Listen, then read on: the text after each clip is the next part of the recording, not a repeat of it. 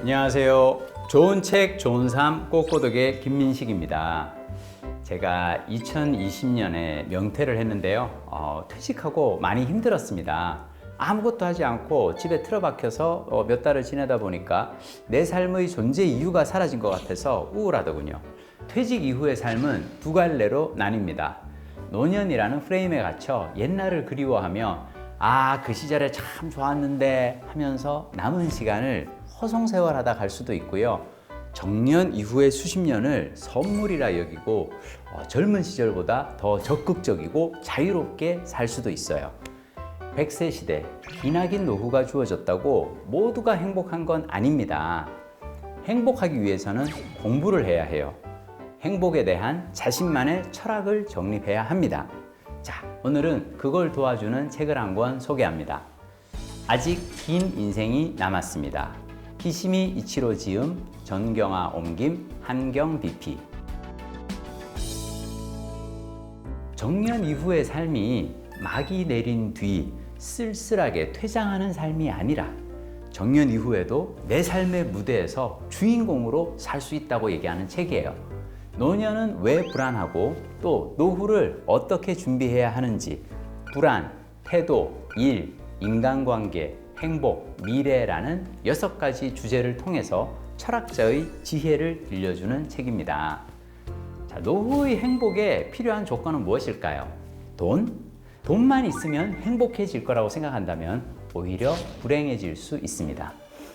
지금 자신이 불행한 이유가 돈 때문이라고 생각한다면 아들러가 말하는 열등 콤플렉스에 빠진 겁니다. 열등 컴플렉스란 인생에서 마주하게 되는 문제를 건설적인 방법으로 해결하려 하지 않고 열등감을 내세워 자신을 속이는 것을 말하는데요. 열등 컴플렉스에 빠진 사람은 불행의 원인을 돈으로 돌리고 할 수 있는 일이 있어도 시도조차 하지 않습니다. 돈이 없어도 할 수 있는 일은 있어요. 도서관에서 책을 빌려 읽거나 친구를 만나 동네 공원을 산책하거나 일상의 소소한 설렘을 찾을 수 있어요. 돈이 없어도 행복할 수 있다는 믿음이 기나긴 노후에는 필수입니다. 아이가 대학에 가지 않겠다거나 공부 말고 다른 일을 하겠다고 할 때 마치 선심 쓰듯 그래, 너 하고 싶은 대로 다 해. 네 인생이니까. 단 스스로 돈을 벌어서 해. 라고 말하는 부모가 있죠. 부모가 원하는 길을 가지 않는다고 아이에게 경제적 지원을 끊어도 되는 건 아닙니다. 이런 말을 하는 사람은 돈을 벌어서 가족을 부양하기 때문에 자신이 아이보다 우월하다고 생각하는 겁니다. 아이를 먹여 살린다고 부모가 우월한 것도 아니고요. 자, 아이도 부모에게 학비를 받는다고 부모가 시키는 대로 살아야 하는 건 아닙니다. 경제적 우위에 있다는 이유로 자신이 우월하다고 생각하는 사람은 퇴직하고 나면 문제가 생깁니다. 자, 퇴직으로 수입이 없어지잖아요. 그러면 자신의 존재의 이유가 사라졌다고 생각하거든요. 그러면 일선에서 물러난 이후 빠르게 늙습니다. 자, 돈을 벌기 때문에 나는 가치 있는 존재야 라고 믿었다면 퇴직 후에는 새로운 곳에서 자신의 가치를 찾아야 합니다.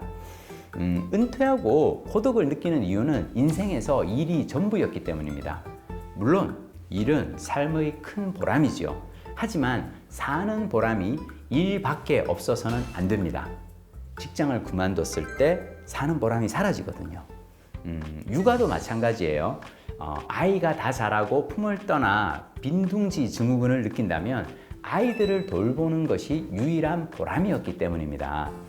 삶이 공허해지는 것 같아 어른이 된 아이의 삶에 개입하고 간섭을 하면 안 됩니다. 퇴직은요, 평생 일을 한 자신에게 주는 최고의 선물이고요. 자녀의 독립 또한 이제껏 아이를 잘 키웠다는 증거예요. 퇴직도 자녀의 독립도 성공이라 여겨야 합니다. 실패가 아니에요. 성공의 결과 우리는 외로워집니다. 이제 우리는 외로움을 벗어날 방법을 공부해야 합니다. 저자는 정신과 의원에서 근무할 때 아들러의 책을 번역하는 일을 합니다.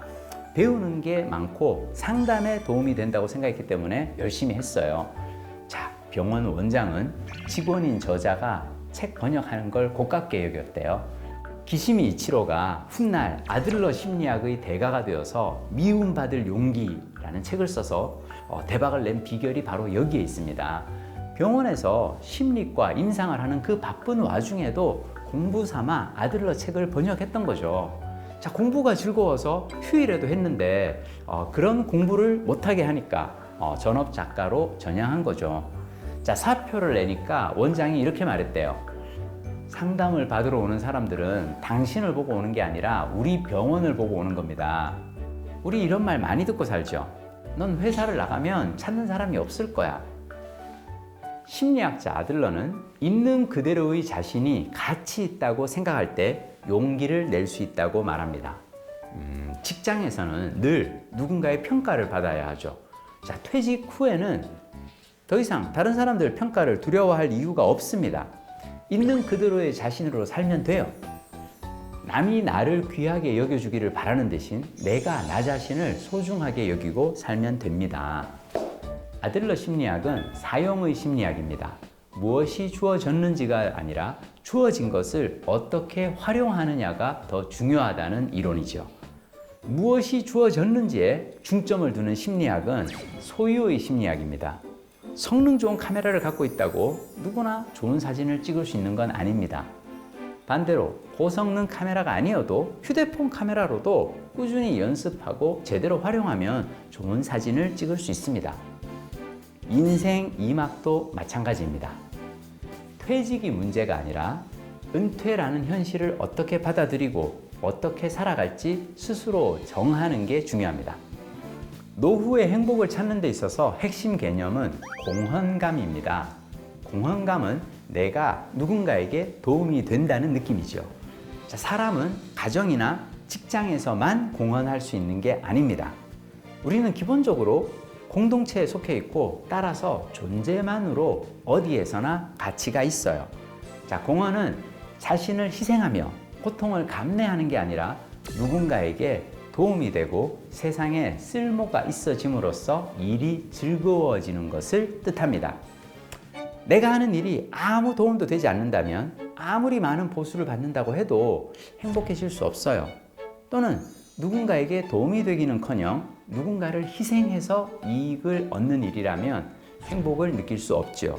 노후에는 자신이 좋아하는 일을 하면서 공헌감을 느낄 수 있습니다. 노후의 공부란 나의 쓸모를 찾아가는 일이고요. 나의 쓸모를 키워줄 공간이나 공동체를 찾는 것입니다.